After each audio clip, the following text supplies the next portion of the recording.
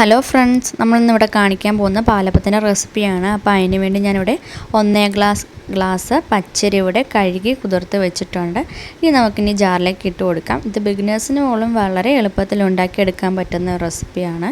നമുക്കതിന് ശേഷം ഇതിൻ്റെ അകത്തേക്ക് കരിക്ക് തേങ്ങയാണ് ഇട്ട് കൊടുക്കുന്നത്. ഇതിലേക്ക് നമുക്ക് ആവശ്യത്തിന് പഞ്ചസാര ഇട്ട് കൊടുക്കാം, ഈസ്റ്റ് ആവശ്യത്തിന് ഇട്ട് കൊടുക്കാം. അതിനുശേഷം നമുക്ക് ഇതിൻ്റെ അകത്തേക്ക് ചോറിട്ട് കൊടുക്കാം. അത് കഴിഞ്ഞ് നമുക്കിൻ്റെ അകത്തേക്ക് ആവശ്യത്തിനൊക്കെ വെള്ളം ഒഴിച്ചതിന് ശേഷം നമുക്ക് നന്നായിട്ട് അരച്ചെടുത്തിട്ട് വരാം. ഇനി നമുക്കിതൊരു പാത്രത്തിലേക്ക് മാറ്റിയ ശേഷം നമ്മുടെ കൈ നന്നായിട്ട് കഴുകുക.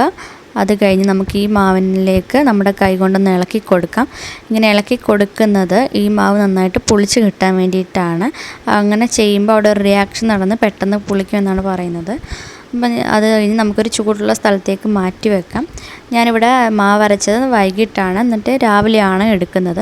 അപ്പം മാവ് നല്ല പെർഫെക്റ്റായിട്ട് പുളിച്ച് കിട്ടും. അപ്പം അതിന് ശേഷം നമുക്ക് ഒന്ന് ചുട്ട് നോക്കാം, നമ്മുടെ പാലപ്പം നന്നായി വരുന്നോ നോക്കാം.